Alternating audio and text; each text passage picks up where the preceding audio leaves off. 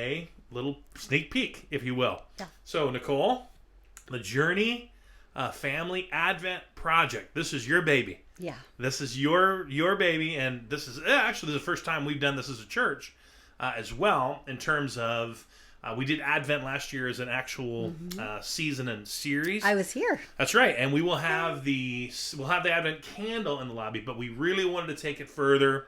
We wanted to help the meeting get even more for families, and this is going to be a great thing for our families to participate in. So, tell us what we're going to be giving our families. Yeah. Starting this week, we're going to be giving them away so they can start Advent as a family. When's it start? November 29th. The 29th, which is the Sunday after Thanksgiving. So tell us what we're going to be doing and tell us why. Sounds good. So we are going to be giving you a beautiful package. Really, it's going to look like a gift. Your children may want to save it for Christmas. I've got a picture of that. Let me go find it. Or not. But we are going to have you unwrap it, but the official beginning date is November 29th. So you pick it up anytime between then, hold on to it. November 29th is your go date. When you open it up, you're going to find raw supplies. Hopefully inside the booklet attached to your beautiful package are going to be detailed instructions that are going to walk you through some of the vision I'm going to talk to you about today, but also how to make the project come alive. So, oh, yay, Matt's got it right on the scene. So you're going to get the box, and when you open it, there's going to be a chunk of clay, and there's going to be a red baggie filled with all kinds of little beads and some extra little, like there's a heart and a star and a crown and a tea light. There's a Mary on a donkey silhouette with a little clay bottom. And you're going to, in essence, roll your clay out and make a spiral, an Advent spiral. You're going to make some dents in it with the little rocks that we give you, and then you're going to have a book that you're going to be reading through. It's called the Jesus Storybook Bible, and I mean, man, if you have 30 minutes, I could tell you how much I love that Bible. Oh, I've got a Bible. It is. It's a good one. That's right. All right, so I love this. I love this.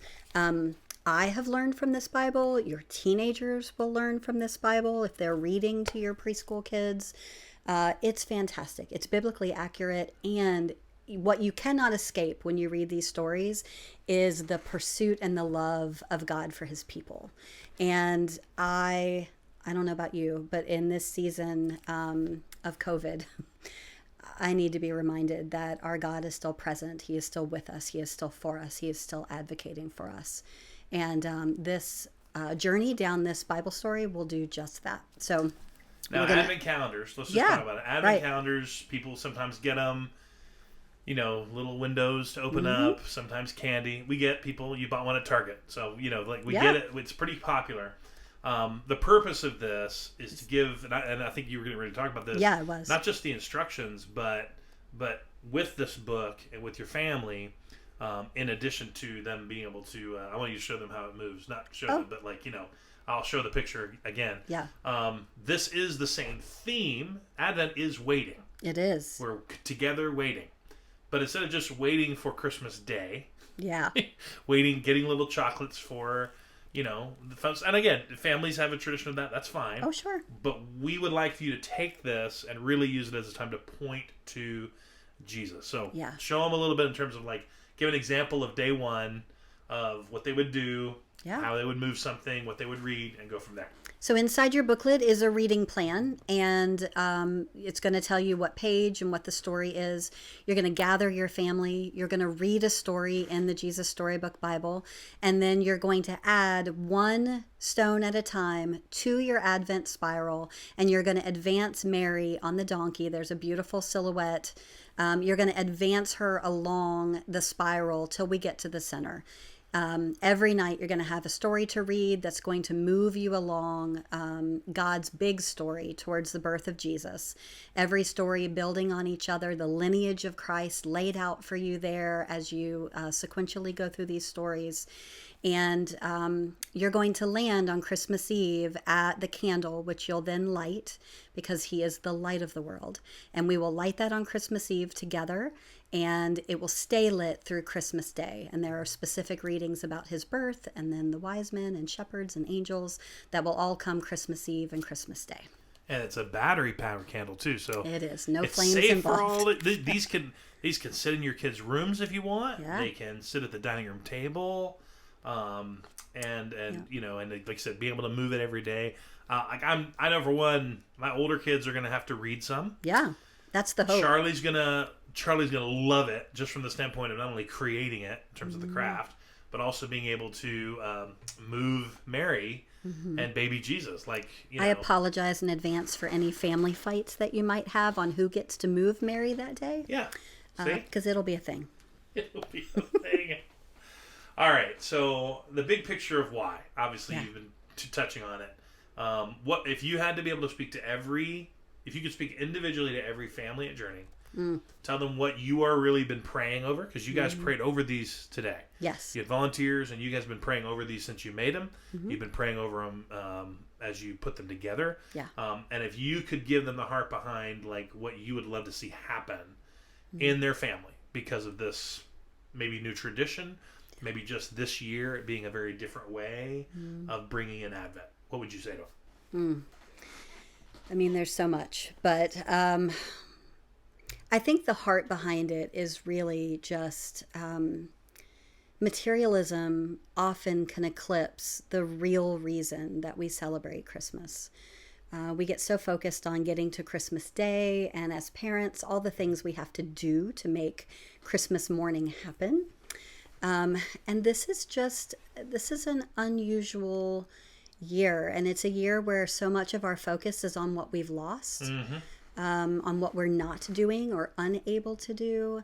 Especially if they don't travel during Thanksgiving, and they're worried about traveling during Christmas. Yeah. That's so true.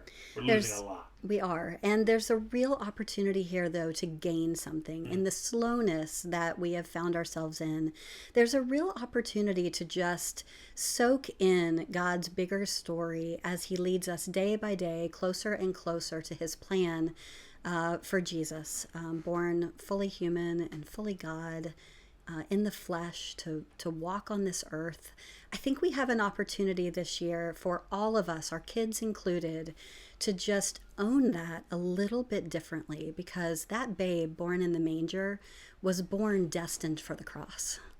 It was destined for rescue. And to really own that, and to talk to our kids about that, and to let that be the marker for 10 minutes every day. You get to be the person driving those conversations, not the church, not somebody else teaching. It gets to be you. And it's going to happen in storybook form and questions and conversations that happen. And I'm telling you, if I can learn some things and get my perspective shifted on the grace of God in the midst of these stories, then your teenagers can too. And so can you.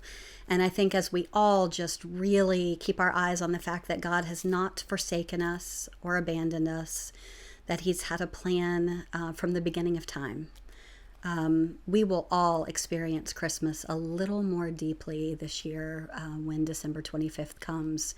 And my heart is that we will all be focused on the gift of Christ this year. It's awesome. I love it. Yeah. And so just go ahead and give the details real quick. So on Sunday, they can come pick them up. You'll have them at the table. I'll have ready them in the lobby. Yeah, they're already there and prayed over and beautiful. Families from what age to what age? We have this ready for you. Yeah, preschool. I mean, short of 3, there's not enough attention span to get through some of these stories and to do this day after day. So it's really geared for preschool through elementary, even into the garage. That middle school age is really fine. I know it says it's a storybook Bible, but there is enough beauty and depth to these stories that it's not a 2-year-old storybook. I promise it's not. And and then I'm really hoping that our teenage path students will take an active role in this too. Will read these stories along with us, and I think there's a lot to be gained for all of us.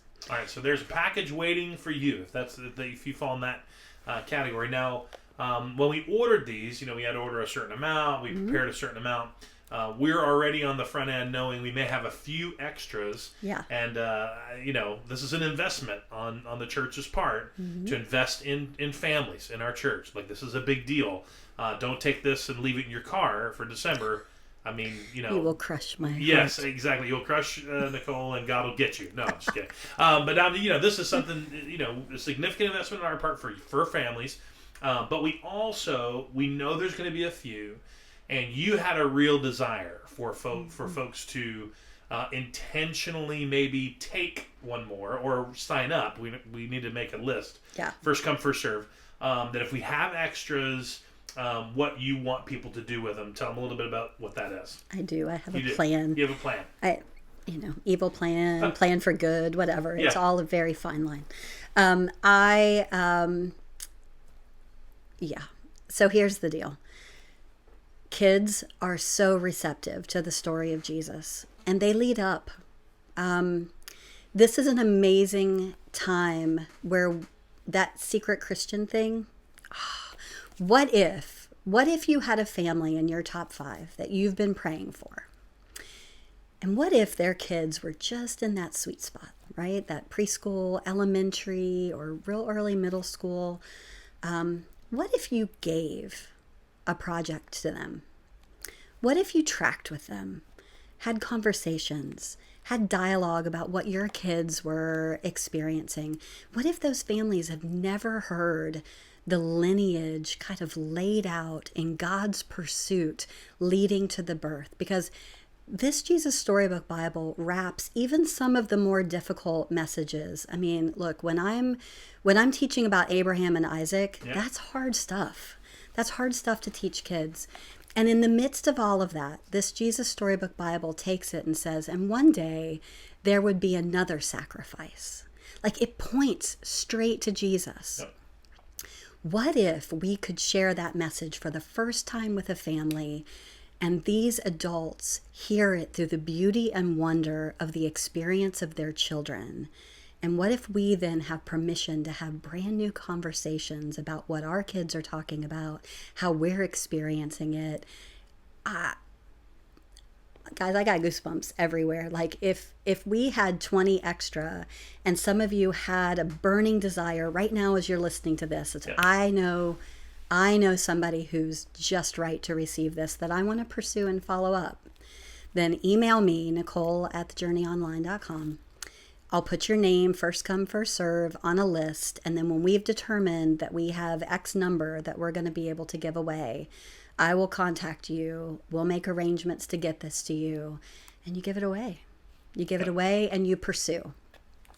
Because I feel it in my bones. Like, some beautiful things can happen when we let kids lead up.